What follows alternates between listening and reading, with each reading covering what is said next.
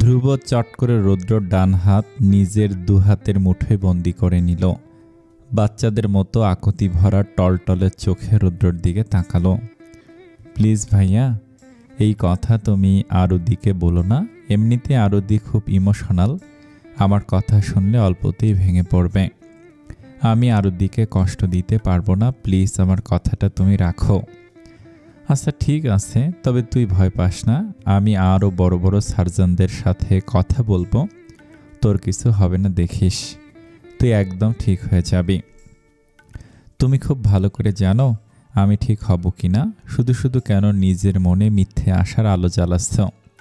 ধ্রুবর গম্ভীর গলায় রৌদ্র মিয়ে যায়, কিছু বলল না। ধ্রুব তপ্ত শ্বাস ফেলে বলল, চলো এখন আরুদির কাছে যাই। ধ্রুব চেয়ারসের উঠে দাঁড়ালো। রৌদ্র চুপচাপ কাঠের পুতুলের মতো ধ্রুবর সাথে হেঁটে যাচ্ছে। আরশির কেবিনের কাছে আসতেই নীলা দ্রুত রৌদ্রের কাছে এসে জিজ্ঞেস করতে লাগলো, ডক্টর কি বলেছে?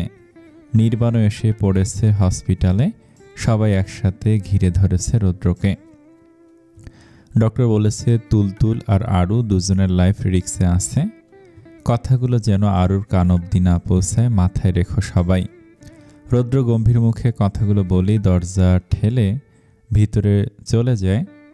নীলা, আদ্রাফ, নির্বাণ আর ধ্রুব সবাই আগের জায়গাতেই স্থির দাঁড়িয়ে আছে। রৌদ্রকে দেখে নীল উত্তেজিত হয়ে জিজ্ঞেস করলো, ডক্টর কি বলেছে ভাইয়া? আরু ঠিক আছে তো? রৌদ্র আরশির দিকে স্থির চোখে তাকিয়ে ক্ষীণ গলায় বলল, বাহিরে যাও নীল, আদ্রাফদের কাছ থেকে সব জেনে নিও, আমি এখন আরুর কাছে একা থাকতে চাই। রৌদ্রর থমথমে চেহারা দেখে নীল আর পাল্টা প্রশ্ন করার সাহস পেল না, চুপচাপ রুমের বাহিরে চলে যায়। রৌদ্র চেয়ারটা টেনে আরশির বেডের একদম কাছে এনে বসে পড়ল। রৌদ্র অপলকভাবে তাকিয়ে আছে তার রুদ্রাণীর দিকে। রৌদ্র কি তাহলে ভুল করলো? তার রুদ্রাণীর মা হওয়ার ইচ্ছে পূরণ করতেই তো কত চেষ্টা করেছে এতদিন। এখন কি এই ইচ্ছে পূরণের বিনিময়ে সে তার রুদ্রাণীকে হারিয়ে ফেলবে? কি বলবে সে তার রুদ্রাণীকে? আর ধ্রুব তাকেই বা কিভাবে বাঁচাবে? আরও ধ্রুবর কথা জানলেই বা কি করবে? ছেলেদের নাকি কান্না করতে নেই, কেন এই নিয়ম তৈরি করেছে সমাজ রৌদ্র তা জানে না, কিন্তু কেন যেন এই মুহূর্তে রৌদ্রের ইচ্ছে করছে সমাজের তৈরি এই নিয়ম ভেঙে চুরমার করে দিতে।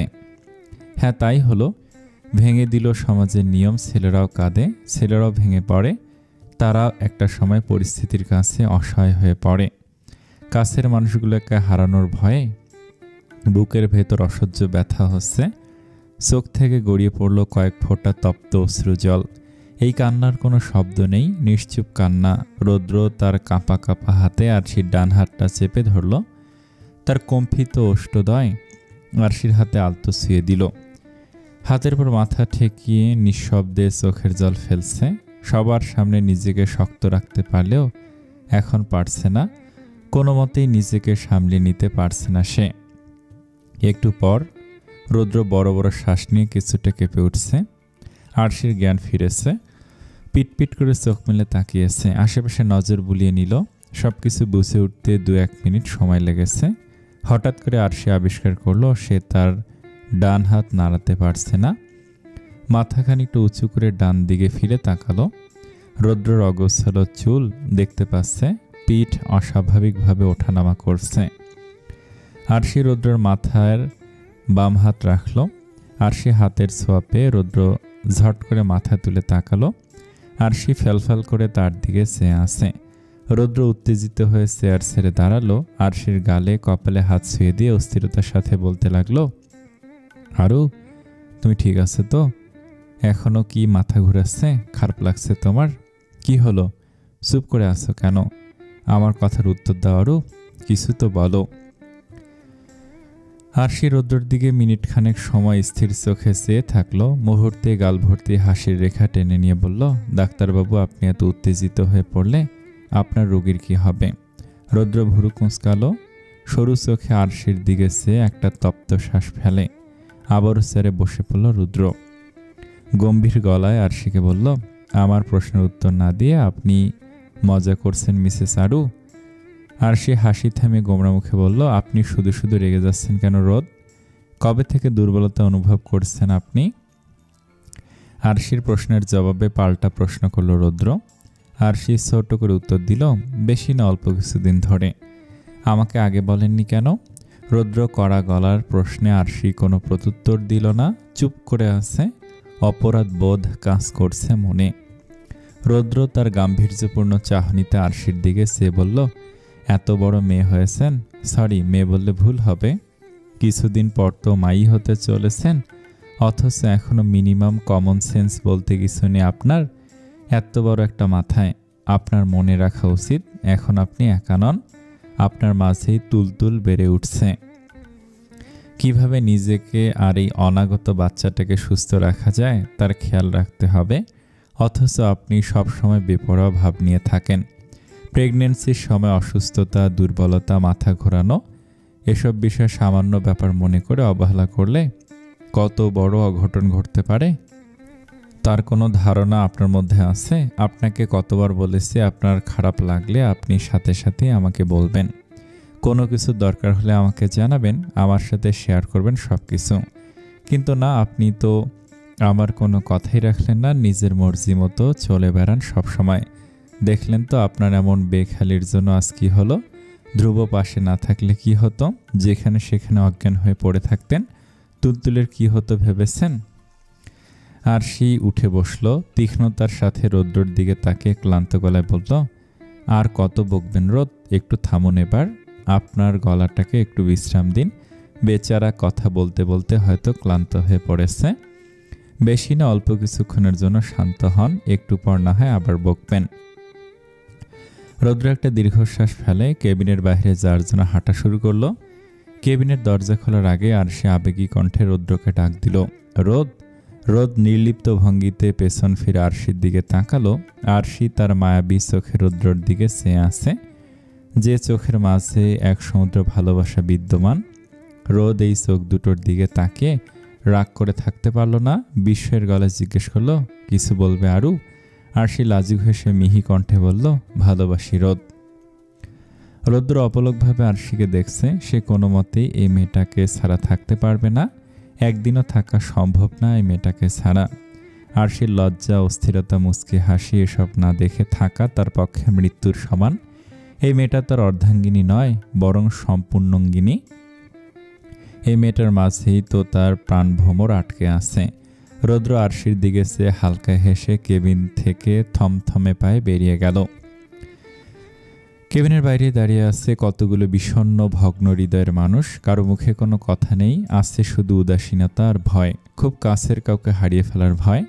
কিন্তু রৌদ্রের মাঝে আছে তার ভালোবাসার মানুষ, অনাগত সন্তান আর ছোট ভাই সমতুল্য ধ্রুবকে হারিয়ে ফেলার তীব্র আশঙ্কা।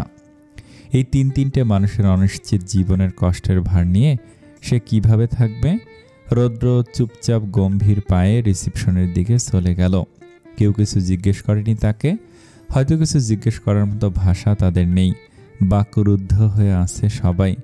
আরশিকে কয়েক ঘন্টার মধ্যে বাসায় নিয়ে আসা হয়েছে। নীল ওরা সবাই আরশির সামনে স্বাভাবিকভাবেই থাকার চেষ্টা করছে। আরশি যতক্ষণ সামনে থাকে ততক্ষণ নিজেদের হাসি খুশি ভাবে উপস্থাপন করেছে।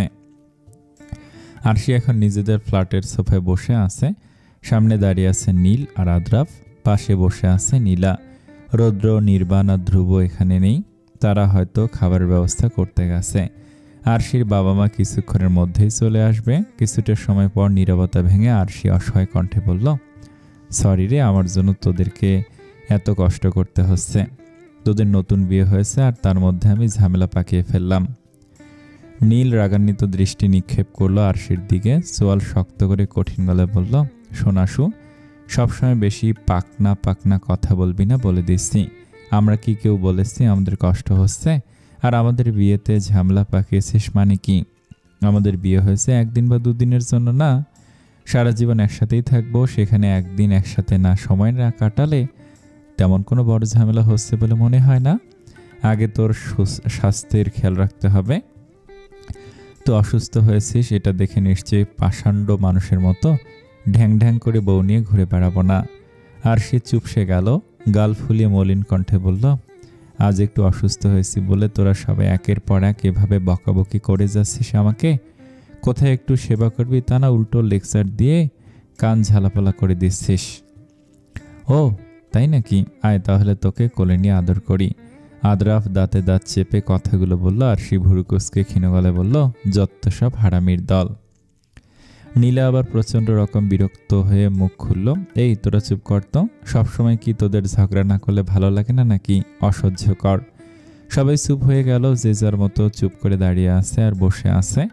রৌদ্র আর নির্বাণ এসে পড়েছে। ধ্রুবকে দেখতে না পেয়ে আরশি সন্ধিয়ান কণ্ঠে জিজ্ঞেস করল, ধ্রুব কোথায়? ও তো আপনাদের সাথেই ছিল। আন্টির কিছু জরুরি কাজ ছিল, তাই তাড়াতাড়ি চলে যেতে হয়েছে ধ্রুবকে। রৌদ্র স্বাভাবিকভাবে আরশির প্রশ্নের উত্তর দিল। আরশি আর তেমন কিছু জিজ্ঞেস করেনি। রৌদ্র এক প্রকার জোর করে ধ্রুবকে বাসায় পাঠিয়ে দিয়েছে। ধ্রুবর অবস্থা তেমন ভালো দেখাচ্ছিল না, তাই রৌদ্র কড়া গলায় বলে দিয়েছে বাসায় যে বিশ্রাম করার জন্য। ধ্রুব বাধ্য ছেলের মতোই রৌদ্রের কথা মেনেছে। সবাই নিজের মতোই করে যেতে থাকে। দিনের পর দিন পেরোতে থাকে। এখন আরশির প্রেগন্যান্সির 8 মাস চলছে। রৌদ্র এখন দিনের বেশিরভাগ সময় আরশির খেয়াল রেখে কাটিয়ে দিচ্ছে। নীল, ধ্রুব ওরা সবাই প্রতিদিনই আরশির সাথে সময় কাটিয়ে যাচ্ছে। তবুও সব কিছুর মাঝে কেমন যেন এক ধরনের চাপা কষ্টের উপস্থিতি টের পাওয়া যাচ্ছে। এই কষ্ট কারোর সামনে প্রকাশ করা যায় না, আর না কারোর সাথে শেয়ার করে কমানো যায়। মনের মধ্যে গুণে পোকার মতো কুড়ে কুড়ে খায়। আরশির মা চেয়েছিলেন আরশিকে তাদের বাসায় নিয়ে যেতে, কিন্তু আরশি আর রৌদ্র কেউ রাজি হয়নি। আরশির প্রায় পেইন হয়, মাথা ঘোরায়, তবে কিছুক্ষণের মধ্যে আবার ঠিক হয়ে যায়। সময়ের সাথে সাথে যেন রৌদ্রের মনে ভয়রা এসে কড়া নাড়তে শুরু করেছে। রৌদ্র আরশিকে এখনো কিছু বলেনি, সবকিছু সে নিজের মধ্যেই রেখে দিয়েছে। সারাদিন আরশির সাথে স্বাভাবিকভাবেই থাকে, কিন্তু রাত হলেই সব ভয়, আশঙ্কা, বিষণ্ণতা চারপাশ থেকে রৌদ্রকে আঁকড়ে ধরে। সারা রাত আরশির দিকে তাকে নির্ঘুম কাটিয়ে দেয়। বুকের মধ্যে তীব্র অসহ্য ব্যথা আর হাহাকার অনুভব করে আরশির ঘুমন্ত দেখলে। এই কদিনে রৌদ্রের মাঝে অনেক অবনতি ঘটেছে। স্বাস্থ্যের দিক দিয়ে আগের থেকে খুবই অবনতি হয়েছে। চোখের নিচে কালি পড়েছে। শরীর কেমন যেন বর্ণহীন ফ্যাকাশে হয়ে গেছে। রৌদ্র তাকিয়ে আছে তার পাশে শুয়ে থাকা রুদ্রাণীর দিকে। আরশি নিশ্চিন্ত মনে ঘুমিয়ে আছে। আরশির পেন হচ্ছে, অসহ্য ব্যথায় বিছানায় শুয়ে কাতরাচ্ছে। আরশির গঙ্গানির শব্দে রৌদ্র আসলো। আরশিকে এই অবস্থায় দেখে উত্তেজিত হয়ে পড়েছে রৌদ্র। পাগলের মতো করছে। দ্রুত আরশিকে পাজা কোলে নিয়ে বেরিয়ে পড়ল হসপিটালের উদ্দেশ্যে। চোখ দিয়ে অঝরে পানি পড়ছে দুজনের। একজন ব্যথায় কাতরাচ্ছে, আর একজন ভালোবাসা হারিয়ে ভয়ে নিঃশব্দে অশ্রু ফেলছে। অপারেশন থিয়েটারে নিয়ে যাওয়া হয়েছে আরশিকে। কিছুক্ষণ আগে আরশির জ্ঞান হারিয়েছে। অজ্ঞান হয়ে রৌদ্র হাত ধরে রেখেছিল শক্ত করে। আরশিকে ভেতরে নিয়ে যাওয়ার পর থেকে রৌদ্র দরজার কাছে মেঝেতে বসে আছে। রৌদ্রের অবস্থা পাগল প্রায়। বুকে প্রচণ্ড ব্যথা অনুভব করছে, অসহ্য ব্যথা। চোখ দুটো জ্বালাপোড়া করছে, শুকিয়ে গেছে চোখের নোনা জল। এখন আর চোখ দিয়ে পানি আসছে না। ঘণ্টাখানিক পর ডক্টর বেরিয়ে এসে জানালো রৌদ্রের মেয়ে বেবি হয়েছে। রৌদ্রের চোখে মুখে অস্থিরতা। এই মুহূর্তে আরশির খবর আগে জানতে চাচ্ছে সে। ডক্টর কিছুটা সময় নিয়ে অতি আফসোসের সাথে জানালো আরশি বেঁচে নেই, শেষ নিঃশ্বাস ত্যাগ করেছে আরশি। রৌদ্র বিশ্বাস করল না ডক্টরের কথা।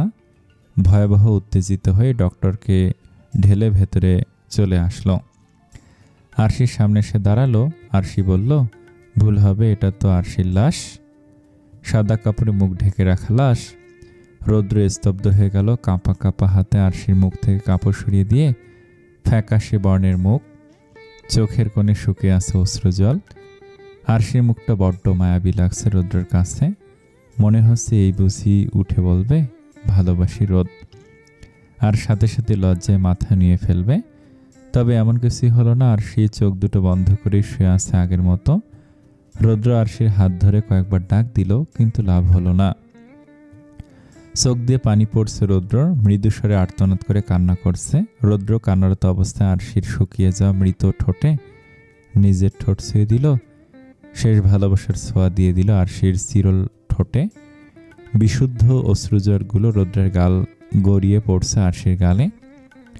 রৌদ্র আরশি হাত ধরে ছুঁয়ে দিল তার ঠোঁট। বিড়বিড় করে কিছু বলে যাচ্ছে, খুব সম্ভবত ভালোবাসি রুদ্রাণী কথাটাই বলছে। হঠাৎ করে কি হলো জানা নেই, আচমকাই বুকে হাত দিয়ে মাটিতে ঢলে পড়ল রুদ্র। রুদ্র আর একটা হাত দিয়ে এখন আরশির হাত আঁকড়ে ধরে আছে। মাথাটা বেডের সাথে টেবিলে লেগে আছে আধশ অবস্থায়। নিস্তেজ হয়ে পড়েছে রুদ্রর পুরো শরীর। হয়তোবা মৃত্যু ঘটেছে, শেষ নিঃশ্বাস ত্যাগ করেছে। হয়তোবা রুদ্রাণীকে ছাড়া রুদ্র বেঁচে থাকা অসম্ভব হয়ে পড়েছিল। রাত প্রায় 2টো। রুদ্র বিস্মিত হয়ে তাকিয়ে আছে আরশির দিকে। আরশি ঘুমের মধ্যে কেঁপে উঠছে বারবার। রুদ্র খানিকটা ঝুঁকে ড্রিম লাইটের আলো স্পষ্ট দেখতে পাচ্ছে। তার রুদ্রাণী কান্না করছে। চোখ দিয়ে গড়িয়ে পড়া পানিগুলো চিকচিক করছে। অস্বাভাবিক লাগছে আরশিকে। রুদ্র আরশির গালে হাত দিয়ে আস্তে আস্তে ডাকতে লাগলো। পরপর কয়েকবার ডাকার পর আরশি আচমকায় চোখ মেলে তাকালো। চোখে মুখে ভয়। শরীরটা অস্বাভাবিক ভয়ে কাঁপছে, বড় বড় করে শ্বাস নিচ্ছে। রুদ্রের দিকে অপলক দৃষ্টিতে তাকিয়ে আছে, চোখের পলক ফেলছে না। রুদ্র আরশির দিকে ঝুঁকে বসে আছে, পরিস্থিতি বোঝার চেষ্টা করছে। হঠাৎ করে ঘুমের মধ্যে কি হলো আরশির কিছু বুঝে ওঠার আগে আরশি ঝাঁপিয়ে পড়ল রুদ্রের বুকে। বুকে মুখ গুজে দিয়ে কান্না করছে হেঁচকি তুলে তুলে। রুদ্র আরশিকে জড়িয়ে ধরে রেখেছে, মাথায় হাত বুলিয়ে দিতে দিতে উত্তেজিত হয়ে বারবার জিজ্ঞেস করছে, কি হয়েছে আরু? কান্না করছে কেন? খারাপ স্বপ্ন দেখেছে বুঝি? আরশি কোনো উত্তর দিচ্ছে না, কান্না করেই যাচ্ছে অনবরত। রুদ্র আর কিছু জিজ্ঞেস করলো না। সে বুঝতে পেরেছে আরশি হয়তো কোনো দুঃস্বপ্ন দেখছে, তাই এতটা ভয় পেয়ে আছে। বেশ কিছুক্ষণ পর আরশির কান্না থেমেছে, কিন্তু কান্নার ফলে এখনো কেঁপে উঠছে বারবার, আর একটু পরপর হেঁচকি তুলছে। রুদ্র শান্ত গলায় জিজ্ঞেস করলো, আরু কোনো খারাপ স্বপ্ন দেখেছ? আরশির মুখে কিছু বলল না, তবে মাথা নাড়িয়ে হ্যাঁ জানালো। রুদ্র আরশিকে নিজের থেকে ছাড়িয়ে নেয়। আরশির চুলগুলো ঠিক করে দিয়ে 2 হাতে আরশির মুখ মুছে দিল। গালে আলতো করে হাত রেখে বলল, আচ্ছা এখন এসব কিছু মাথা থেকে ঝেড়ে ফেলো। সামান্য একটা দুঃস্বপ্ন ছিল, এটার জন্য এভাবে কান্নাকাটি করে নিজেকে কষ্ট দিও না রুদ্রাণী। আরশি কিছু বলছে না, চুপ করে আছে। অদ্ভুত রকমের চাহনিতে তাকিয়ে আছে রুদ্রের দিকে। এটা কি একটা সামান্য দুঃস্বপ্ন ছিল? বারান্দায় যাবে আরু, ফ্রেশ হয়ে ভালো লাগবে তোমার, যাবে আমার সাথে? আরশি মাথা দুলালো। রুদ্র বিছানা থেকে উঠে লাইট জ্বালালো, আরশিকে কোলে তুলে বারান্দায় নিয়ে আসলো। বারান্দার এক পাশের মাঝারি সাইজের সোফাটায় আরশিকে বসিয়ে দিয়ে সে নিজেও আরশির পাশে বসে পড়ল। চুপচাপ বসে আছে দুজনে। তাদের শব্দ পেয়ে পাখিগুলো চেঁচামেচি শুরু করে দিয়েছে। ময়না পাখিগুলো অনেক কথা শিখেছে, তবে সবসময় শুধু ভালোবাসি রোদ আর ভালোবাসি আরু এই দুটো কথাই বলে, আর মাঝে মাঝে তুলতুলের আম্মু বলে ডাকে। এটা অবশ্য এই কথাটা শিখেছে ধ্রুব। 1 সপ্তাহ হলো ধ্রুব দেশের বাইরে গেছে, আবারও চেক আপ করিয়েছে। তেমন কোনো ভালো ফলাফল পাওয়া যায়নি। ধ্রুবর বাবা বলেছে অন্য দেশে নিয়ে যাবে, কিন্তু ধ্রুব কড়া গলায় না জানিয়ে দিল সে চায় না এভাবে দেশে বিদেশে ঘুরে সময় নষ্ট করতে। কোনো লাভ তো হচ্ছে না এভাবে সময় আর টাকা নষ্ট করে। তার চেয়ে বরং যতদিন বাঁচবে ততদিন না হয় সবার সাথে হেসে খেলেই পার করে দিবে। আজ যে সকালে রুদ্রকে ফোন করে জানিয়েছে ধ্রুব 2-1 দিনের মধ্যে দেশে ফিরবে। ধ্রুব হাল ছেড়ে দিল, রুদ্র হাল ছাড়েনি। সে প্রতিদিনই নতুন নতুন ডক্টরের সাথে ধ্রুবকে নিয়ে অনলাইনে আলোচনা করছে। বড় বড় বিখ্যাত ডক্টরদের কাছে ইমেল পাঠিয়েছে, বিভিন্ন জায়গায় হার্টের সন্ধান লাগিয়েছে। কোনো না কোনো একটা উপায় তো পাবেই। বেশ কিছুক্ষণ পর রুদ্র আরশির দিকে সে শান্ত গলায় বলল, কি স্বপ্ন দেখেছিলে আরু? খুব ভয় পেয়েছে মনে হচ্ছে। আরশি মিহি কণ্ঠে ছোট করে জবাব দিল, তেমন কিছু না। রুদ্র হতাশ নিঃশ্বাস ফেলে আর কিছু বলল না। আরশি যেহেতু বলতে চাচ্ছে না, তাই তাকে জোর করার কোনো প্রয়োজন মনে করছে না সে। শুধু শুধু আরো ভয় পেয়ে থাকবে। পাখিগুলো চেঁচামেচি বন্ধ করে দিয়েছে, আবারও নিস্তব্ধতা ঘিরে ধরেছে পুরো বারান্দায়। একটু পরপর বাতাসের ঝাপটা এসে লাগছে তাদের শরীরে। প্রতিবারে আরশি কেঁপে উঠেছে। আরশি নীরবতা ভেঙে নির্লিপ্ত কণ্ঠে জিজ্ঞেস করল, আমি যদি কখনো হারিয়ে যাই তখন আপনি কি করবেন রোদ? আরশি কথা রুদ্র থামকালো। ফ্যালফ্যাল করে তাকিয়ে আছে আরশির দিকে। মনের মাঝে চলছে ঝড়, ভয়াবহ ঝড়। ভীষণ কষ্ট, ভয় আর আতঙ্ক ছড়িয়ে পড়েছে দেহের প্রতিটি রন্ধ্রে রন্ধ্রে। ভয়ঙ্কর কষ্ট। যে কষ্ট দমন করা যায় না আর প্রকাশ্য করা যায় না, শুধু ভেতর ভেতরেই কষ্টের আঘাতে আহত হওয়া যায়। তবে ক্ষতস্থানে মলম লাগানো যায় না। রৌদ্র নিজেকে সামলিয়ে নেয়, নিজেকে স্বাভাবিক করে নিয়ে বলল, আমি আগেও তো বলেছিলাম তোমাকে, রৌদ্র তার রুদ্রাণীকে ছাড়া থাকতে পারবে না।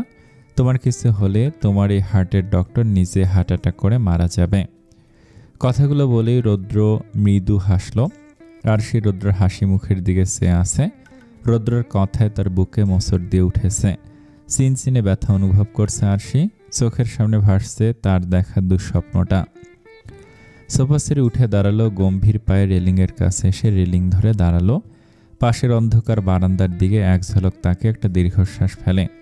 কতই না সুন্দর ছিল পাশের বারান্দা থেকে চিঠির মাধ্যমে নিজেদের অনুভূতি ভাগাভাগি করা। কোনো ভয় ছিল না তখন। আরশি মলিন মুখে আকাশের দিকে তাকিয়ে আছে। ঘুমন্ত শহর আরশির কাছে সবসময় প্রিয় ছিল, কিন্তু এই মুহূর্তে সবকিছুই বিষাদ লাগছে। রৌদ্র আরশির পাশে এসে দাঁড়ালো। আরশি আকাশের দিকে দৃষ্টি রেখে শান্ত গলায় বলল, আমাকে একটা কথা দিবেন রৌদ্র কৌতূহলী চোখে তাকে জিজ্ঞেস করলো, কি কথা? কথা দিন, আমার কিছু হয়ে গেলে আপনি নিজেকে সামলে নেবেন, শক্ত রাখবেন নিজেকে, আমাকে ছাড়া নতুন করে বাঁচার চেষ্টা করবেন। রৌদ্রর চোখ মুখ শক্ত হয়ে গেল, রাগে কপালের রগ ভেসে উঠেছে, দুহাত কাঁপছে, চোখ দুটো রক্তিম বর্ণ ধারণ করেছে। তবে আরশি দেখতে পারছে না, সে আগের মতো আকাশের দিকে চেয়ে আছে। আজ রৌদ্র নিজের রাগ কন্ট্রোল করতে পারল না।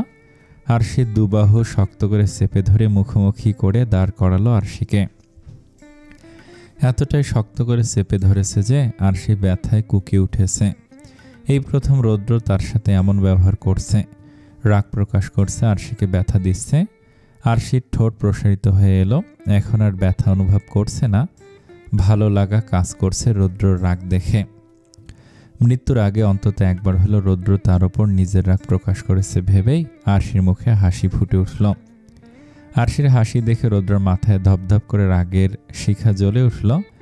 বাঘের মতো হুঙ্কার দিয়ে বলল, বারবার আজে বাজে কথা কেন বলছো? আমি বলেছি আমি তোমাকে ছাড়া থাকতে পারবো না। থাকতে পারবো না মানে পারবো না, ব্যাস। এরপর যদি আর কখনো আমাকে ছেড়ে যাওয়ার কথা বা মরে যাওয়ার কথা তোমার মুখ থেকে শুনেছি, তাহলে এক আছাড় দিয়ে বারান্দা থেকে ফেলে দিতে একটু দ্বিধাবোধ করবো না। আমি নিজেই নিজ হাতেই খুন করব তোমাকে, আর আমি নিজেও। আচমকায় আরশি শক্ত করে জড়িয়ে ধরল রৌদ্রকে। রৌদ্র চুপ হয়ে গেল, দুহাত মুট করে নিচে নামিয়ে রেখেছে, আরশিকে আগলে ধরছে না।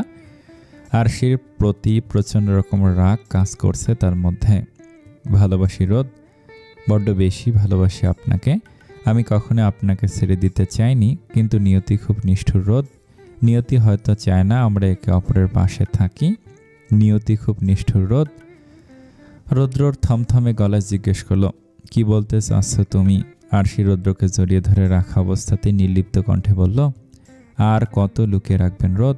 আপনি কি ভেবেছেন আমি কিছুই জানি না? কিছুই বুঝতে পারিনি না? আপনাদের অভিনয় আমি বুঝতে পারবো না, এতটা বোকা আমি নই।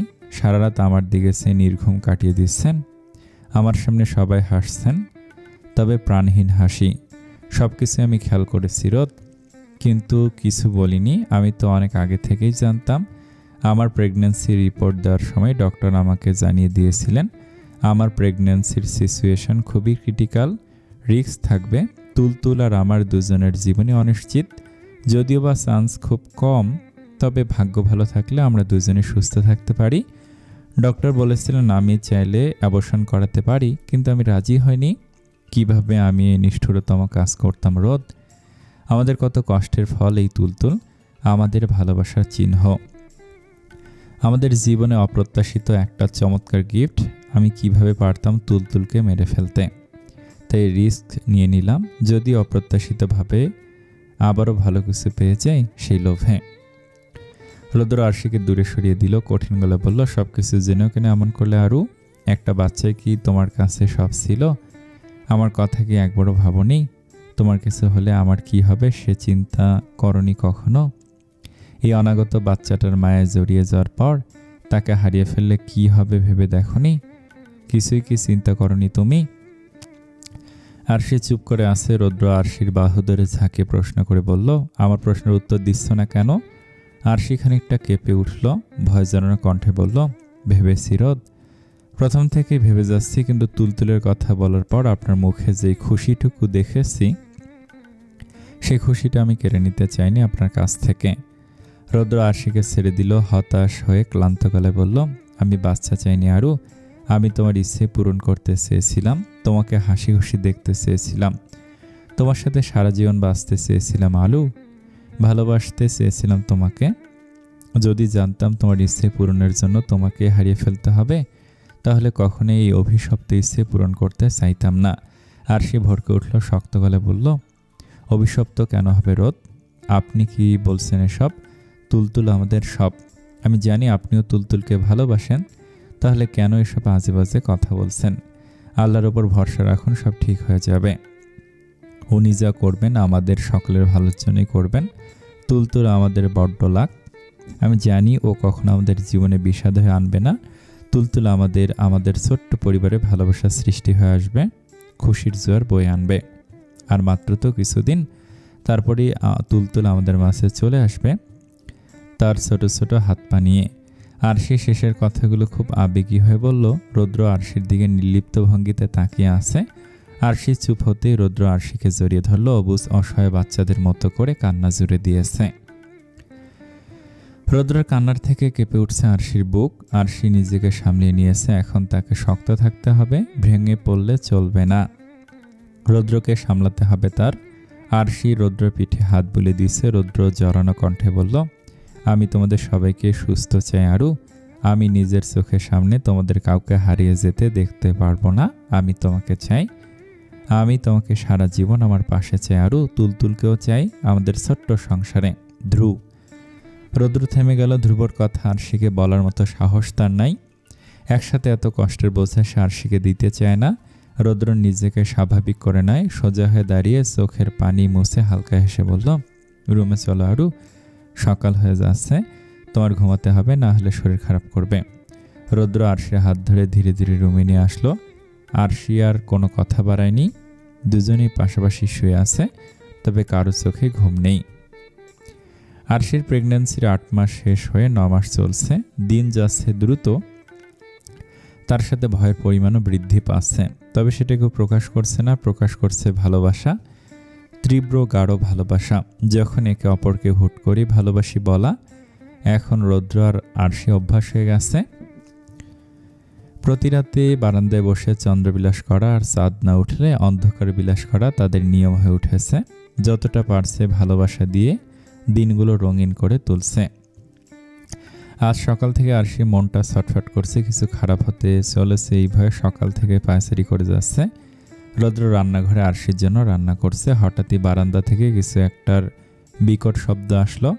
আরশি কোমরে এক হাত দিয়ে পা টিপে টিপে বারান্দায় আসলো। রৌদ্র আর রুদ্রাণীর খাঁচাটা নিচে পড়ে আছে, পাখি দুটো নেই। খাঁচায় পাখি দুটোর অনেকগুলো পালক দেখা যাচ্ছে।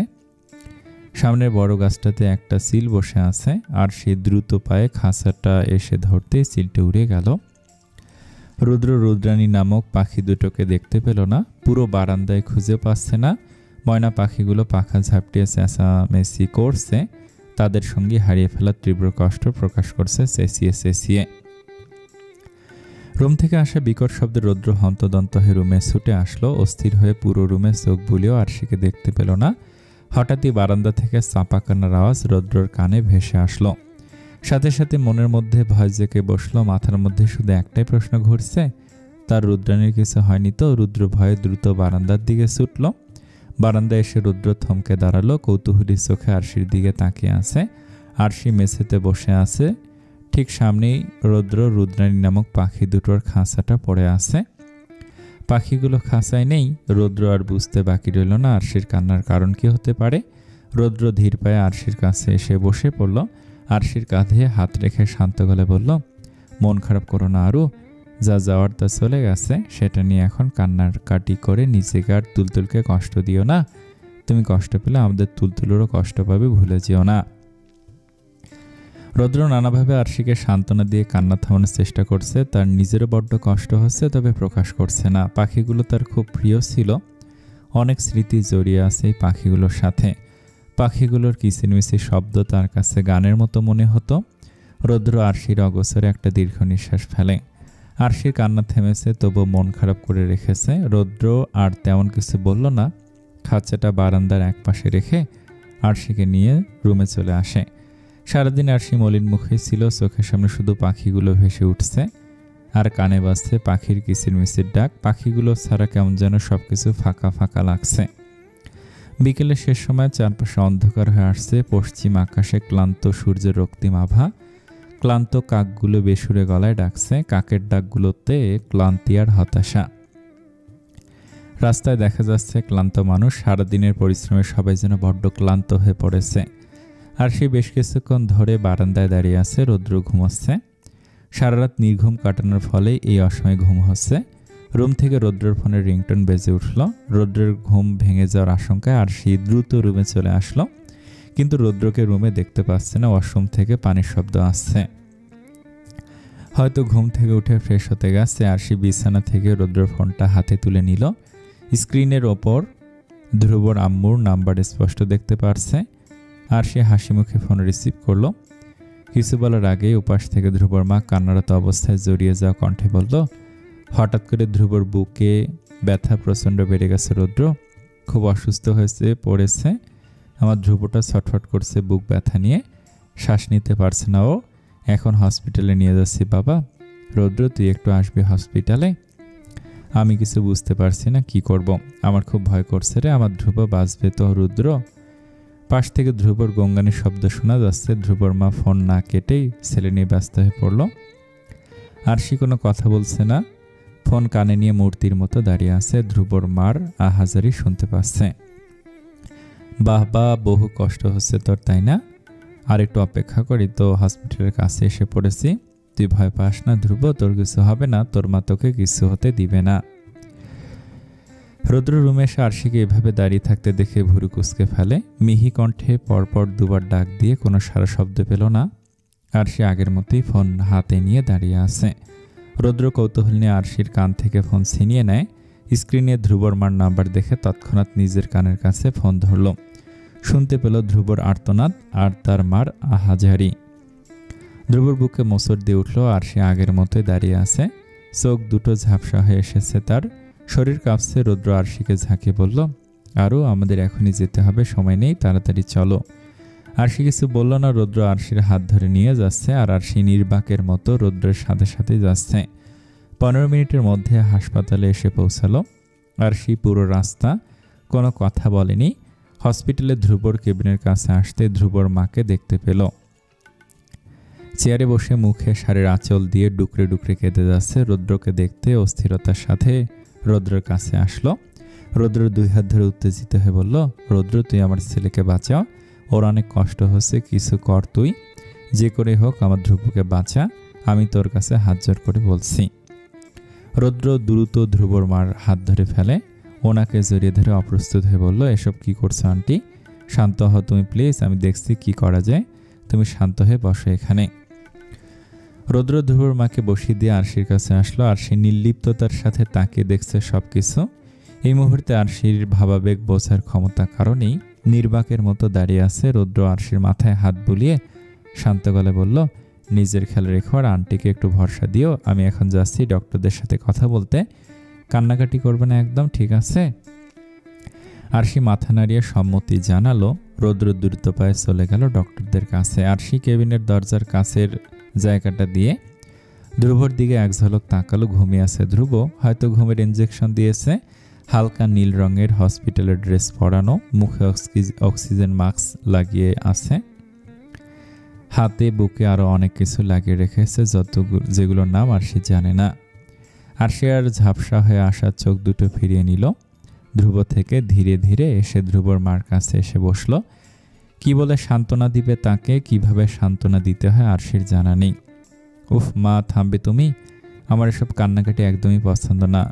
প্রচণ্ড বিরক্ত হয়ে বলল ধ্রুব। 2 দিনে ধ্রুব কিছুটা সুস্থ হয়ে উঠেছে। বুক ব্যথা তেমন নেই, শ্বাস নিতে আর কষ্ট হচ্ছে না, স্বাভাবিকভাবেই কথা বলতে পারে এখন। কিছুক্ষণ আগে ডক্টর পারমিশন দিয়েছে ধ্রুবর সাথে কথা বলার। সেই থেকে শুরু হয়েছে তার মার কান্না। ধ্রুবর পাশে বসে নিঃশব্দে কান্না করেই যাচ্ছেন তিনি। আরশি কেবিনে এসেছে, ধ্রুবর দিকে তাকিয়ে আছে তীক্ষ্ণ দৃষ্টিতে। দুদিন আগে রৌদ্র কাছেই সব জেনেছে আরশি। সবকিছু শোনার পর এই দুদিন খুব কান্না করেছে। রৌদ্র অনেক বোঝানোর পর আরশি নিজেকে সামলিয়ে নিয়েছে। ধ্রুবের সামনে তো কোনো মতেই কান্না করা যাবে না তার, তাহলে যে ছেলেটা ভয় পাবে, আরশি কষ্ট পাবে, কান্নাকাটি করবে বলেই তো ধ্রুব তার কথা লুকিয়ে রেখেছিল। আরশিকে দেখে ধ্রুব দাঁত কেলিয়ে একটা হাসি দেয়। আরশি ধ্রুবর বেডের পাশে এসে ধ্রুবর কান টেনে ধরে। সাথে সাথে ধ্রুব চেঁচিয়ে উঠল। আরশি হাত ছাড়ানোর চেষ্টা করতে করতে আকুতি মিনতি করে বলল, আহ আরুদি, ব্যথা পাচ্ছি তো, আমার কান ছাড়ো প্লিজ, ব্যথা পাচ্ছি খুব, আমার কান ছিঁড়ে যাচ্ছে তো আরুদি। আরশি রাগান্বিত কণ্ঠে বলল, অনেক বড় হয়ে গেছিস তাই না? আমার কাছে কথা লুকিয়ে রাখিস? এতটা বড় হয়ে গেছে যে আমি কষ্ট পাবো তা চিন্তা করিস তাই না? আরুদি প্লিজ ছাড়ো, আর কখনো তোমার কাছে কিছু লুকিয়ে রাখবো না, প্রমিস করছি। আরশি ধ্রুবর কান ছেড়ে দিয়ে চেয়ারে বসে শক্ত গলায় বলল, এবার কানটা ছেড়ে দিলাম, কিন্তু নেক্সট টাইম আর ছাড়বো না, কান ছিঁড়ে কাকদের বিলিয়ে দেব। ধ্রুব মলিন মুখে বলল, তাহলে তো তোমার ভাইয়ের বউ পাওয়া যাবে না, কান কাটা ছেলেকে তো কোনো মেয়েই বিয়ে করতে চাইবে না। ধ্রুবর কথা শুনে আরশি ফিক করে হেসে দেয়। ধ্রুবর মাও এখন কান্নাকাটি থামিয়ে তাদের ঝগড়া দেখে মিটি মিটি হাসছে। ধ্রুব হাসছে। তাদের এই সুন্দর মুহূর্তটা দরজার বাইরে দাঁড়িয়ে অপলক দৃষ্টিতে দেখছে একজোড়া চোখ। চোখ দুটো চিকচিক করছে মানুষটার। সেই মানুষটার কেউ নয়, ধ্রুবর বাবা। মানে মনে মনে নিজেকে ধিক্কার দিয়েছেন তিনি। টাকা টাকা করে সে নিজের ফ্যামিলিকে অবহেলা করেছে সব সময়, নিজের ছেলেকে সময় দেয়নি। ধ্রুব কখনো তার সাথে এভাবে হেসে হেসে কথা বলেছে বলে তার মনে পড়ে না। অবশ্য তার সাথে আড্ডা দেয়নি। অবশ্য সে নিজেই তো তার ছেলেকে সময় দেয়নি, তাহলে কিভাবে দেখবে এসব? আফসোসের সাগরে ডুবে যাচ্ছে ধ্রুবর বাবা। নিজেকে খুব অপরাধী মনে হচ্ছে তার। বাবা হিসেবে সে ব্যর্থ। কি লাভ হলো এত টাকা কামিয়ে, যে টাকা দিয়ে সে নিজের ছেলের জীবনটাই রক্ষা করতে পারছে না। বুকসের একটা দীর্ঘ নিঃশ্বাস বেরিয়ে আসলো তার। দরজার কাছ থেকে উল্টো পথে হাঁটতে লাগলেন তিনি। কেবিনে যাওয়ার সাহস তার নেই, তিনি খুব ভালো করেই জানেন এই মুহূর্তে তাকে দেখে ধ্রুবর হাসি মুখটা গম্ভীর হয়ে উঠবে, তাই তিনি চায় না ধ্রুবর হাসি মুখটা কেড়ে নিতে। হাসাহাসির মাঝে হঠাৎ করে আরশির পেন শুরু হলো। ব্যথায় কুকিয়ে উঠল আরশি। ধ্রুব আরশির অবস্থা দেখে অস্থির হয়ে পড়েছে। ধ্রুবর মা দ্রুত আরশির কাছে আরশিকে সামলানোর চেষ্টা করছে। চিৎকার করে ডক্টরদের ডাকতে লাগলেন। নার্স এসে আরশিকে অন্য কেবিনে নিয়ে গেল। রৌদ্র নিজের কেবিনে রুগী নিয়ে ব্যস্ত। রৌদ্রর কাছে দ্রুত খবর দেয়া হলো। রৌদ্র আরশির কথা শুনে হন্তদন্ত হয়ে ছুটে আসলো। ডক্টর শৈলী আরশিকে চেক আপ করছে। আরশির কেবিনে এসে রৌদ্র ভয়ঙ্কর উত্তেজিত হয়ে জিজ্ঞেস করলো, কী হয়েছে আরুর? এখন কেন পেন শুরু হয়েছে? ডেলিভারি ডেট তো আরও অনেক পরে। ডক্টর শৈলী চিন্তিত গলায় বলল, আরশির অবস্থা বেশি ভালো দেখাচ্ছে না, যত তাড়াতাড়ি সম্ভব সিজার করতে হবে। আপনি সিজারের সকল ব্যবস্থা করেন ডক্টর রৌদ্র। রৌদ্রের উত্তেজনা আরও বেড়ে গেল। ভয়তর কণ্ঠে জিজ্ঞেস করলো, আর কিছু হবে না তো ডক্টর? তুল তো ঠিক আছে তো? এখন কিছু বলতে পারছি না, তবে তাদের সিচুয়েশন খুব ভালো মনে হচ্ছে না। এমনিতে হাই রিস্ক প্রেগন্যান্সি, তার উপর আবার 9 মাসের শুরুতে পেন উঠেছে। বুঝতে পারছেন আপনি, খুবই ক্রিটিক্যাল সিচুয়েশন। রৌদ্র অস্থির হয়ে পড়েছে আরশির কান্না দেখে। বেশ কিছুক্ষণ সময় ধরে আরশিকে সামলানোর চেষ্টা করে যাচ্ছে, কিন্তু কোনো লাভ হচ্ছে না। আরশি আগের মতোই ব্যথায় কাতরাচ্ছে, মৃদু স্বরে আর্তনাদ করছে, আর চোখ দিয়ে অনবরত পানি পড়ছে। রৌদ্রর চোখ দুটো পানিতে ছলছল করে ভেসে উঠেছে। আরশিকে এভাবে যন্ত্রণা পেতে দেখে তার বুক ফেটে কান্না আসতে চাইছে। একটু পরে আরশিকে সিজারের জন্য নিয়ে যাওয়া হবে। রৌদ্র সকল ব্যবস্থা কমপ্লিট করে আরশির কাছে এসেছে। রৌদ্র আরশির হাত ধরে অস্থিরতার সাথে বলল, আরু আর কিছুক্ষণ ধৈর্য ধরো প্লিজ, একটু পরেই সব ঠিক হয়ে যাবে। তীব্র ব্যথার মাঝে আরশির মুখে হাসি দেখা দিল।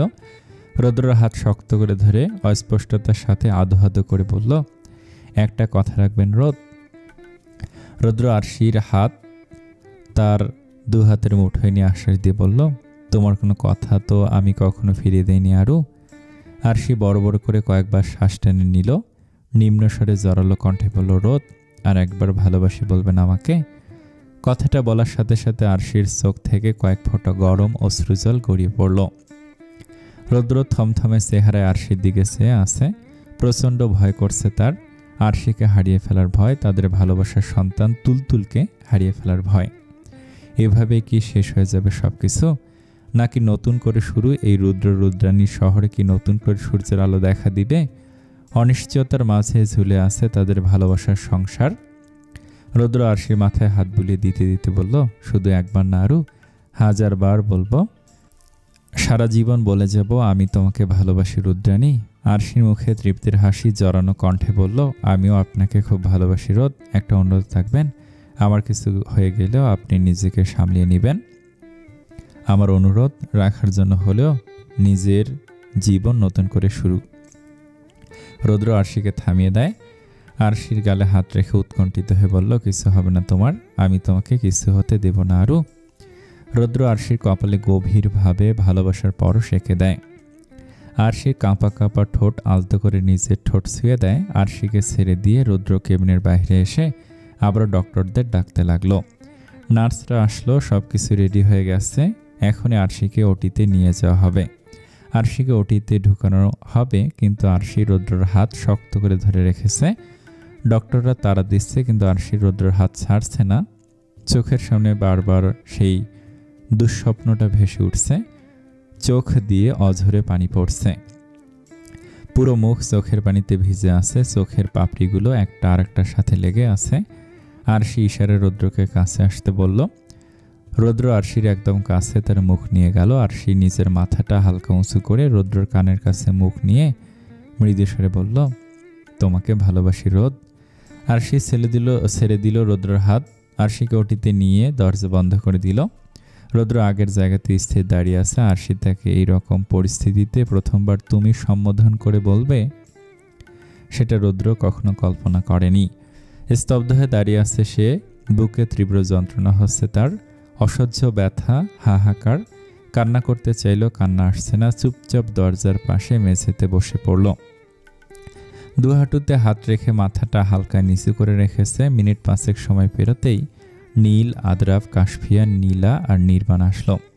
সবাই অস্থিরতার সাথে রুদ্রকে নানান কথা জিজ্ঞেস করে যাচ্ছে, কিন্তু রুদ্র কোনো কথা বলল না, মুখ দিয়ে টু শব্দ বের করেনি, আর মাথা তুলেও তাকায়নি কারো দিকে। সকলের মুখে চিন্তার ছাপ।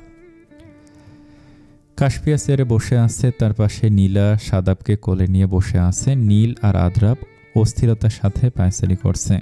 খানিকটা সময় পর ধ্রুব আসলো। ধ্রুবর মাও তার পেছন পেছন আসছে। আরুদির কি অবস্থা, কখন বের হবে আরুদি? প্রচণ্ড অস্থির হয়ে জিজ্ঞেস করলো ধ্রুব। নীল চিন্তিত গলায় বলল, কিছু বুঝতে পারছি না, রুদ্র ভাই তো কোনো কথাই বলছে না।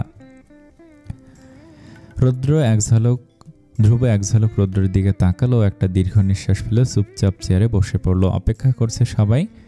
ঘণ্টাখানেক সময় পরে সকলের অপেক্ষার প্রহরের সমাপ্তি ঘটিয়ে ডক্টর বেরিয়ে আসলো। এবার রুদ্র নড়ে চড়ে উঠেছে।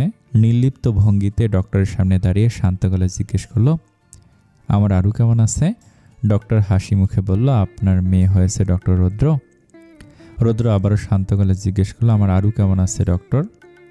মিসেস আরুর ভাগ্য খুবই ভালো। হাই রিস্ক প্রেগন্যান্সি থাকা সত্ত্বেও সিজারের সময় আমাদের তেমন কোনো প্রবলেম হয়নি। তবে কি? রুদ্র উত্তেজিত হয়ে জিজ্ঞেস করলো। রুদ্রের উত্তেজনা দেখে ডক্টর কিছুটা ভরকে উঠল। আসলে বাচ্চার অবস্থা বেশি একটা ভালো না, তাই বাচ্চাকে কিছুদিনের জন্য হসপিটালে রাখতে হবে। তবে চিন্তার কিছু নেই, অল্প কয়েকদিনে আপনার বাচ্চা সুস্থ সবল হয়ে উঠবে। রুদ্র কোনো কথা বলল না। নীল, আদ্রাব, নির্বাণ আর ধ্রুব একে রুদ্রকে জড়িয়ে ধরে অভিনন্দন জানাচ্ছে। কাশফিয়া আর নীলা খুশিতে প্রায় কেঁদে কেটে একাকার। ধ্রুবর মা সাদাবকে কোলে নিয়ে হাসি মুখে কাশফিয়া আর নীলকে দেখাচ্ছে। সবাই খুশিতে প্রায় নাচানাচি করছে, কিন্তু রুদ্র নির্বাকের মতো দাঁড়িয়ে আছে, কোনো কথা বলছে না আর হাসছেও না। ঘণ্টাখানেক পর আরশিকে কেবিনে শিফট করা হয়। রুদ্র এক মুহূর্ত দেরি না করে হন্তদন্ত হয়ে কেবিনে ছুটে আসে। আরশির সামনে এসে রুদ্র থমকে দাঁড়ায়। আরশির চোখ মুখ শুকিয়ে আছে, চোখের কোণে শুকিয়ে যাওয়া নোনা পানির দাগ স্পষ্ট দেখা যাচ্ছে। চোখ বন্ধ করে শুয়ে আছে আরশি। রুদ্র আর দেরি করল না, তৎক্ষণাৎ আরশিকে জড়িয়ে ধরল আলতো করে। আরশি চোখ মেলে তাকায়। রুদ্রের পিঠে হাত বুলিয়ে দিচ্ছে। আরশির গলার কাছে গরম তরল পদার্থ জাতীয় কিছু অনুভব করলো। রুদ্র কান্না করছে। আরশি রুদ্রকে ছাড়ানোর চেষ্টা করে মিহি কণ্ঠে বলল, আমরা ঠিক আছি রুদ্র, কান্না করছেন কেন? রুদ্র কোনো কথা বলল না, নিঃশব্দে চোখের পানি ফেলছে। কয়েক মিনিট পার হতেই রুদ্র সোজা হয়ে আরশির পাশে বসে বিশ্বজয়ী এক হাসি দিয়ে বলল, তুমি জানো আমাদের মেয়ে হয়েছে আরু? আরশি হালকা হাসলো। রুদ্র আবার বলল, আর মাত্র কয়েকদিন পর তুলতুলকে কোলে নিতে পারবো। তুলতুল হাসবে, কান্না করবে, ছোট ছোট হাতে আমার আঙ্গুল আঁকড়ে ধরবে, একদম তোমার মতো করে ছোট্ট একটা পরী। আরশি আবারও হাসলো। রুদ্রর বাচ্চাদের মতো কথা শুনে আরশি সকল ব্যথা যন্ত্রণা নিমিষেই ভুলে গেল। অপলকভাবে তাকিয়ে আছে রুদ্রর দিকে। রুদ্রর চোখ খুশিতে চিকচিক করছে, উৎসাহিত হয়ে একের পর এক কথা বলেই যাচ্ছে। আরশি মনোযোগ দিয়ে রুদ্রর কথা শুনছে। দুজনের মুখে হাসি, তৃপ্তিদায়ক হাসি। রুদ্রের রুদ্রাণীর শহরে আবারও রোদের আলো দেখা দিল। রোদের ঝিলিমিলি আলোতে উজ্জ্বল হয়ে উঠেছে পুরো শহর। আজ প্রায় 7 দিন পর তুলতুলকে সাধারণ কেবিনে শিফট করেছে। আরশির পাশে রাখা হয়েছে তাদের ছোট্ট তুলতুলকে। রুদ্র একটু পর পর এসে তুলতুলের হাত ধরছে, গাল ছেয়ে দিচ্ছে, ছোট্ট বাচ্চাদের মতো বিহেভ করছে রুদ্র। খুশিতে যেন আত্মহারা হয়ে গেছে। হঠাৎই কেবিনের দরজা খোলা শব্দ পেল আরশি আর রুদ্র কৌতূহলী চোখে দরজার দিকে তাকালো।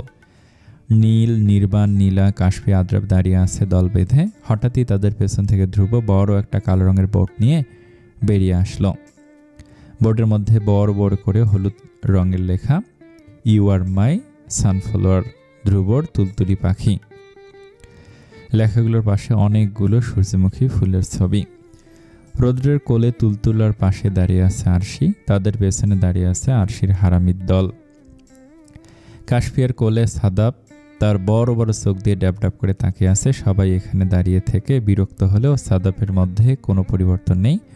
এই ছেলেটা একটু বেশি গম্ভীর হয়ে উঠছে দিন দিন। বাচ্চা ছেলেটা চিল্লাচিল্লি করবে না, তা দিনের বেশিরভাগ সময় চুপচাপ থাকে। এই ছেলেটা খুব কমই কান্না করতে দেখা যায়। ধ্রুব ভাই, আর কতক্ষণ লাগবে তোর? তাড়াতাড়ি দরজা খোল। আরশি ক্লান্তিমাখা কণ্ঠে ধ্রুবকে বলল, সেই সাথে দরজায় কড়া নাড়ল। ভেতর থেকে ধ্রুব চেঁচিয়ে বলল, আর মাত্র 2 মিনিট আরও দিই। ধ্রুবর কথা শুনে সবাই একসাথে ছোট করে নিঃশ্বাস ফেলে। তুলতুলকে বাসায় নিয়ে আসার পর থেকে ধ্রুব এই রুমটা তুলতুলের জন্য সাজানো শুরু করেছে। 2 দিন ধরে ধ্রুবর এই কর্মকাণ্ড চলছে। আরশিদের বেডরুমের অপর দিকে এই রুম। অবশেষে আজ এই রুমটা দেখার সুযোগ দেওয়া হবে তাদেরকে। আরশি অপেক্ষাতেই চোখে মুখে কৌতূহল নিয়ে দাঁড়িয়ে আছে সবাই। ড্রয়িং রুমে বড়রা আড্ডা দিচ্ছে, সকলের মুখে আজ স্বস্তির হাসি। ধ্রুব দরজা খুলে দিল। সবাই আর এক মুহূর্ত সময় দেরি না করে রুমের ভেতরে চলে আসলো। ধ্রুব তুলতুলকে রৌদ্রের কোল থেকে নিজের কাছে নিয়ে নেয়। সবাই মুগ্ধ হয়ে পুরোটা রুম দেখে যাচ্ছে। দেয়ালে বিভিন্ন রকমের ড্রয়িং করা সূর্যমুখী ফুল এঁকে পুরো রুম সাজিয়েছে ধ্রুব। দেয়ালে তাদের সবার একটা বড় ছবি টানানো। ফ্লোরিং, বেডের চাদর থেকে শুরু করে রুমের পর্দাগুলোতে সূর্যমুখী ফুলের ছাপ। এ যেন কোনো সূর্যমুখী ফুলের দেশ। পুরো রুমে আছে অসংখ্য খেলনা। নির্বাণ একটা বোকা হাসি দিয়ে বলল, তুলতুল যদি হামাগুড়ি দিতে গিয়ে বেড থেকে পড়ে যায়, তাই এই ফ্লোরিং বেড দিয়েছি, পড়ে গিয়ে যেন ব্যথা না পায় তাই। এখন বলো তো কেমন হয়েছে? আরশি ধ্রুবর কাছে এসে বলল, তুই এত কিছু আমাদের অগোচরে করলি কিভাবে ধ্রুব? একা একা এত কিছু করেছিস, তোর কষ্ট হয়নি? ধ্রুব কিছু বলল না, শুধু বোকার মতো মাথা নিচু করে হাসছে। কিছুটা সময় পর মিনমিনে বলল, আমার তুলতুল পাখির জন্য তো এসব কিছুই না। রুমটা অনেক বেশি সুন্দর হয়ে ধ্রুব। রৌদ্র ধ্রুবর কাঁধে হাত রেখে বলল। রৌদ্রের সাথে সাথে নীল আর বাকি সবাই রুমের প্রশংসা করায় ব্যস্ত হয়ে পড়েছে। আর আরশি পুরো ঘুরে ফিরে দেখছে। আজ তুলতুলের নাম রাখা হবে, সেই জন্য সবাই কাজ নিয়ে ব্যস্ত। ছেলেরা বাড়ি সাজাচ্ছে আর মেয়ে রান্না করছে। ধ্রুবকে কিছুটা দুর্বল দেখাচ্ছিল, তাই ধ্রুবকে তুলতুলের রুমে চুপচাপ বসে থাকার কড়া হুকুম দিয়েছে আরশি। তুলতুলকে ধ্রুবর কোলে দিয়ে আরশি রুম থেকে বেরিয়ে যাওয়ার জন্য পা বাড়ায়। তখনই ধ্রুব শান্ত গলায় আরশিকে ডাক দেয়, আরুদি। হঠাৎই ধ্রুবর ডাকে আরশি থমকে দাঁড়ায়। আজ কেমন যেন অন্যরকম লাগছে ধ্রুবর কণ্ঠস্বর। আরশি বিস্ময় নিয়ে পেছন ফিরে তাকায়। ধ্রুবর দিকে ভুরু কুঁচকে তাকে জিজ্ঞেস করলো, কিছু বলবি ধ্রুব? ধ্রুব হালকা হেসে মাথা ঝাঁকালো। আরশি আবারও ধ্রুবর কাছে আসলো, বেডে বসে জিজ্ঞেস করলো, কি বলবি বল। ধ্রুব এবার দাঁত বের করে হেসে বলল, তুমি খুব ভালো আরুদি। তুমি আমার বেস্ট ফ্রেন্ড, বড় বোন, প্রিয়জন, সব। তোমাকে আমি অনেক ভালোবাসি, তবে এখন তোমার থেকেও বেশি তুলতুল পাখিকে ভালোবাসি। আরশি সরু চোখে ধ্রুবর দিকে তাকালো। ধ্রুব শব্দ করে হাসছে, বিড়ালের মতো চোখ দুটো সিকসিক করছে। তুলতুল ধ্রুবর কোলে থেকে ধ্রুবর শার্টের বোতাম টেনে ধরেছে। আরশি অভিমানী কণ্ঠে বলল, তুলতুলকে যখন আমার থেকে বেশি ভালোবাসিস তাহলে ওকে নিয়েই থাক। এখন থেকে আমাকে আর আরতি ডাকবি না। ধ্রুব আবারও হাসলো। হাসার ফলে তার শ্বাস আটকে আসছে। আরশি কপাল কুঁচকে ধ্রুবর হাসি দেখছে। ধ্রুব হাসি থামিয়ে বড় করে শ্বাস নিয়ে বলল, আরে রাগ করছো কেন? তুলতুল তো আমার একমাত্র কিউটি সানফ্লাওয়ার, আর তুমি হলে আমার আরতি। তোমার সাথে কি আর অন্য কারো তুলনা হয় নাকি? হয়েছে হয়েছে, বুঝেছি। এখন বল কি বলবি, আর হঠাৎ করে এসব কথা কেন বললি? তেমন কিছু না, এমনিতেই বললাম। তুমি এখন যাও, আমি আছি তুলতুলের কাছে, চিন্তা করো না আরতি। আরশি তুলতুলের দিকে এক নজর তাকিয়ে উঠে দাঁড়ালো। হালকা হেসে ধ্রুবর মাথায় হাত বুলিয়ে দিয়ে রুম থেকে চলে যায়। ধ্রুব আরশির যাওয়ার পথে তাকিয়ে ঘন ঘন শ্বাস নিচ্ছে। বুক ব্যথাটা বেড়েছে খুব। বুকের দিকের শার্টে টান পড়ায় ধ্রুব মাথা নিচু করে তুলতুলের দিকে তাকালো। তুলতুল ধ্রুবর শার্ট খামছে ধরে আছে, পা দুটো নাড়ছে, চোখের পলক ফেলছে ঘন ঘন। তুলতুলকে দেখে ধ্রুবর ঠোঁট প্রসারিত হয়ে গেল। ইউ আর মাই সানফ্লাওয়ার, তুলতুল পাখি। প্রায় আধ ঘন্টা পর আরশি তুলতুলের রুমে আসে। তুলতুল বেডের মাঝে ঘুমিয়ে আছে। ধ্রুব তুলতুলের পাশে চোখ বন্ধ করে দেয়ালে হেলান দিয়ে আটশো অবস্থায় বসে আছে। আরশি তাদের দুজনকে দেখে মুচকি হেসে এগিয়ে আসে। ধ্রুবকে মৃদুস্বরে ডাক দিল, ধ্রুব, ঘুম আসলে ভালো করে শুয়ে ঘুমা, এভাবে শুয়ে থাকলে ঘাড়ে ব্যথা করবে। কিরে শুনছিস ধ্রুব? ধ্রুবর কোনো সারা শব্দ পেল না। আরশি ধ্রুবর পাশে এসে মাথায় হাত রেখে আবারও ডাক দিল, ধ্রুব। এবারও কোনো সারা শব্দ পেল না। ধ্রুবর ঘাটটা আরশির দিকে এলিয়ে পড়ল। আরশি তৎক্ষণাৎ মেঝেতে বসে ধ্রুবকে ধরে ডাকতে লাগলো। কোনো লাভ হলো না। আরশির হার্ট জোরে জোরে ধূপধাপ করে লাফাচ্ছে। চোখ দুটো ঝাপসা হয়ে আসছে। গলার স্বর কণ্ঠনালীতে আটকে যাচ্ছে। কাঁপা কাঁপা গলায় আরশি চিৎকার দিয়ে ধ্রুবকে আবারও ডাক দিল। আরশির চিৎকারে তুলতুলের ঘুম ভেঙে গেছে, কান্না করছে। ড্রয়িং রুম থেকে সকলে দৌড়ে এসেছে রুমে। পুরো রুমে মুহূর্তের মধ্যে ভিড় জমে গেল, কিন্তু ধ্রুব উঠছে না। রৌদ্র হন্তদন্ত হয়ে বেডরুম থেকে ছুটে আসলো। গায়ের গেঞ্জিটা ভেজা, হয়তো গোসলের পর শরীর মোছবার সময়টুকু পায়নি। নীলা তুলতুলকে কোলে তুলে নিল, কান্না থামার চেষ্টা করছে। নীল ধ্রুবকে ডাকছে। রৌদ্র নীলকে সরিয়ে দিয়ে ধ্রুবর কাছে আসলো। আরশি অপলক দৃষ্টিতে তাকিয়ে আছে। ধ্রুবর দেখে চোখ দিয়ে পানি পড়ছে অনবরত। আনন্দমুখর পরিবেশটা যেন নিমেষেই বিষণ্ণতায় প্রখর কালো ছায়ায় ঢেকে গেছে। নিমেষেই সকলের হাসি মুখ উদাসীনতায় পরিবর্তন হয়েছে। 1.5 বছর পর মাঝরাতে আরশির ঘুম ভেঙে যায়। আরশি শোয়া থেকে উঠে বসে, ঘাড় বাঁকিয়ে পাশে তাকায়। রৌদ্র ঘুমিয়ে আছে। অন্য পাশের মাঝের ফাঁকা জায়গা দখল করে আছে রৌদ্রর ছোট্ট পরী, তাদের আদরের মেয়ে, ভালোবাসার প্রতীক ধ্রুবা নামে তুলতুল পাখি। আরশি একটা দীর্ঘ নিঃশ্বাস ফেলে ধীর পায়ে রুম থেকে বেরিয়ে যায়। বেডরুমের ঠিক অপর পাশে রুমটার কাছে এসে স্তম্ভিত হয়ে দাঁড়িয়ে যায়। চোখ বন্ধ করে বড় একটা শ্বাস নিয়ে লক খুলে ভিতরে প্রবেশ করে। প্রথমে দৃষ্টি দেয় দেয়ালে টানানো বড় একটা ছবির দিকে। এই ছবিটা তুলতুলকে প্রথম যেদিন হসপিটালে জেনারেল ওয়ার্ডে শিফট করা হয় তখনকার। ধ্রুবর কোলে তুলতুল, দুপাশে দাঁড়িয়ে আছে আরশি আর রৌদ্র। ধ্রুব পেছনে নীল আর আদ্রাব। ধ্রুবর বানানো সেই বোর্ডটা উঁচু করে মাথার উপরে ধরে রেখেছে, যেখানে বড় করে লেখা ইউ আর মাই সানফ্লাওয়ার। ধ্রুবর তুলতুল পাখি, নীলের পাশে নীলা আর নির্বাণ, আদ্রাবের অপর পাশে কাশফিয়া সাদাবকে কোলে নিয়ে দাঁড়িয়ে আছে। সকলের মুখে অমায়িক হাসি লেগে আছে। রুমটা ঠিক আগের মতোই আছে, যেভাবে ধ্রুব সাজিয়েছিল ঠিক সেভাবেই। আরশি প্রতিদিন আসে এই রুমে। যখনই মন খারাপ হয় তখন এই রুমটায় চলে আসে। আরশি আলমারি খুলে ধ্রুবর বানানো সেই বোর্ডটা ছুঁয়ে দেখছে। চোখ দুটো ভিজে এসেছে তার। ছেলেটা হঠাৎ করে তার জীবনে আসলো, সাথে করে নিয়ে আসলো এক সমুদ্র সুখের মুহূর্ত, কিছু সুখময় মুহূর্ত, সুপ্ত অনুভূতি আর এক আকাশ সমপরিমাণ ভালোবাসা দিয়ে মায়ায় জড়িয়ে আবারও হঠাৎ করে হারিয়ে গেল, দিয়ে গেল বিষণ্ণতার কালো মেঘ। সে কালো মেঘের আড়ালেই যেন ধ্রুব নামের তারাটাও লুকিয়ে আছে। আরশির চোখের জল মুছে আলমারি বন্ধ করতে নিবে, তখন রৌদ্রের দেয়া রঙিন চিরকুটের জারটায় নজর পড়ে। আরশি জারটা হাতে তুলে নিল। রঙিন চিরকুটগুলোর মাঝে একটা ধূসর কালো রঙের চিরকুট দেখা যাচ্ছে। আরশি ভুরু কুঁচকে ফেলে। রৌদ্র যখন তাকে এই জারটা দিয়েছিল তখন তো রঙিন চিরকুট ছাড়া এমন ধূসর রঙের কোনো চিরকুট ছিল না। আরশি বিছানায় বসে সবগুলো চিরকুট ঢেলে বের করলো ধূসর কালো রঙের চিরকুটটা। প্রচণ্ড কৌতূহল নিয়েই চিরকুটটা খুলে পড়তে লাগলো। প্রিয় রুদ্রাণী, ভালোবাসি বলেছিলাম, তোমার রুদ্রর শহরে রুদ্রাণী করে রাখতে চেয়েছিলাম। বছরের পর বছর পেরোলো, কেটেছে অনেকগুলো তপ্ত দুপুর, ভালোবাসারা পূর্ণ পেল।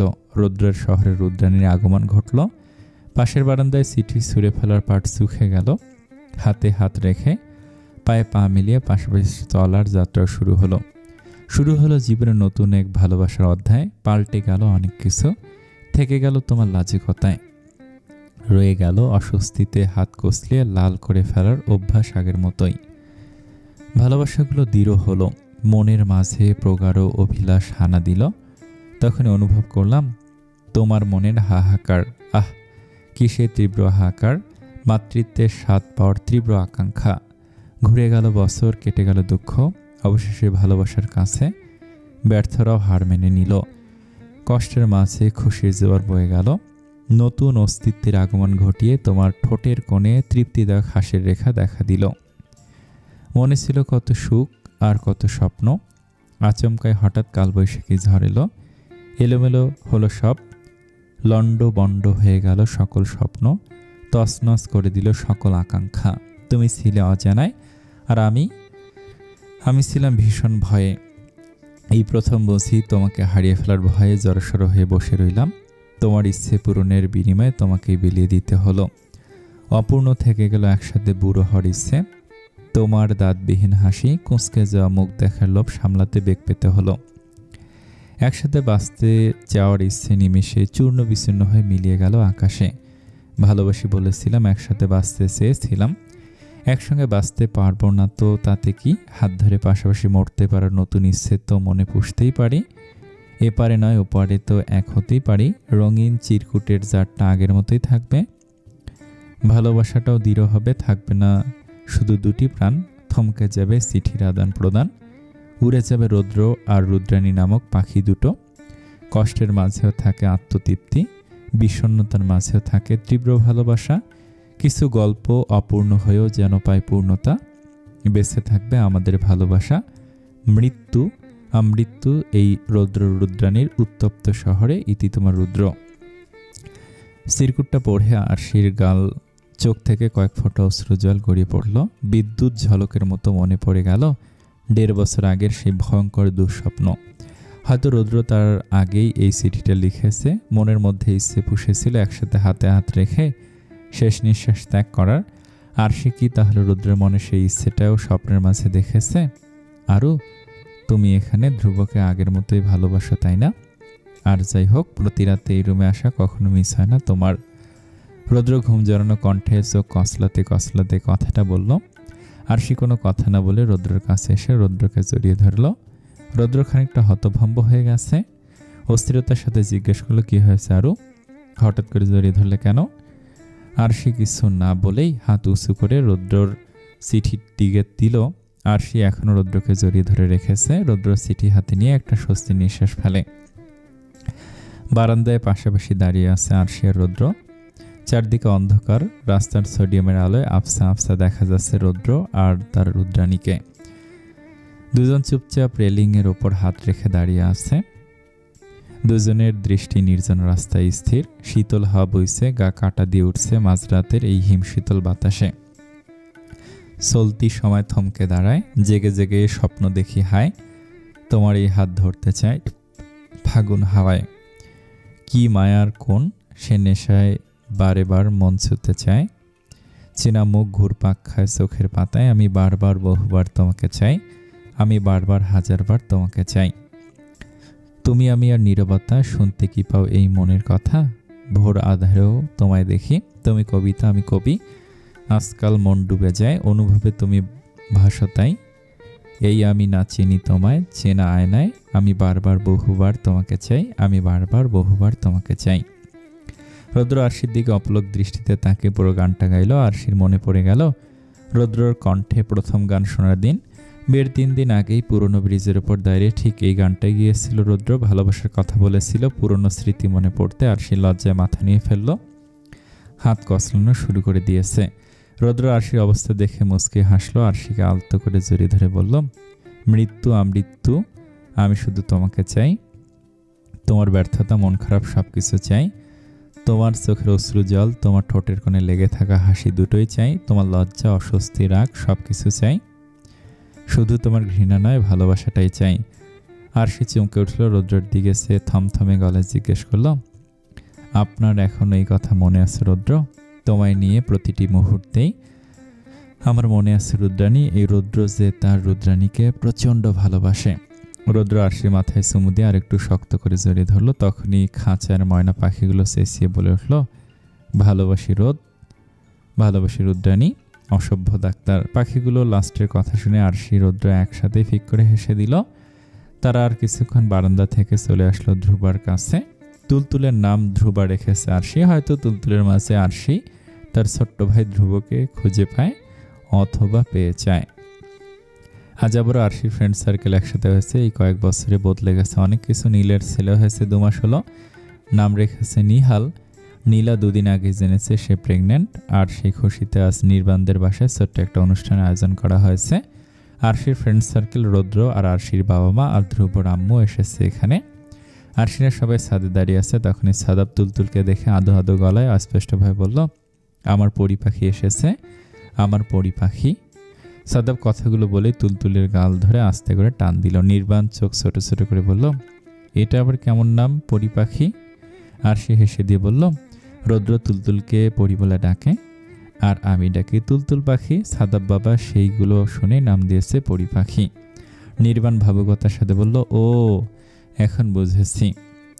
রৌদ্র তুলতুলকে আরশির কোল থেকে নিয়ে বলল, আরও তুলতুলকে আমার কাছে দাও, আমি তুলতুলকে দেখছি। নির্বাণ তুই সাদাব নে, আর সুব্রতা তুমি নেহালকে নিয়ে আমার সাথে নিচে আসো। ওরা ফ্রেন্ডরা এখানে কিছুক্ষণ আলাদা সময় কাটাক।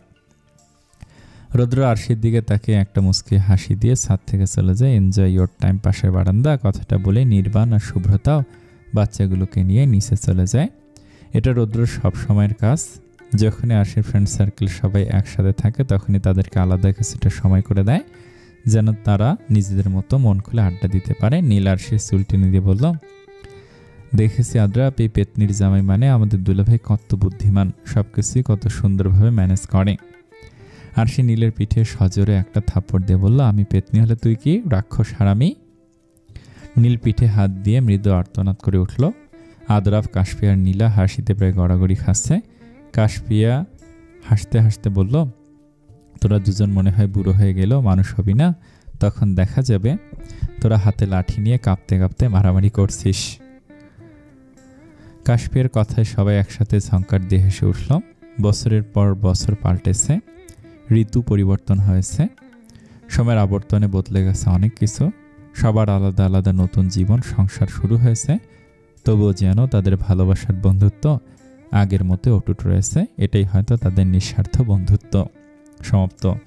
এই গল্পটা আপনাদের কাছে কেমন লেগেছে কমেন্টে জানাবেন। আর আপনাদের জন্য সারপ্রাইজ আছে, হামিংবার্ড গল্পের 2য় সিজন ইতিমধ্যেই শুরু হয়ে গেছে।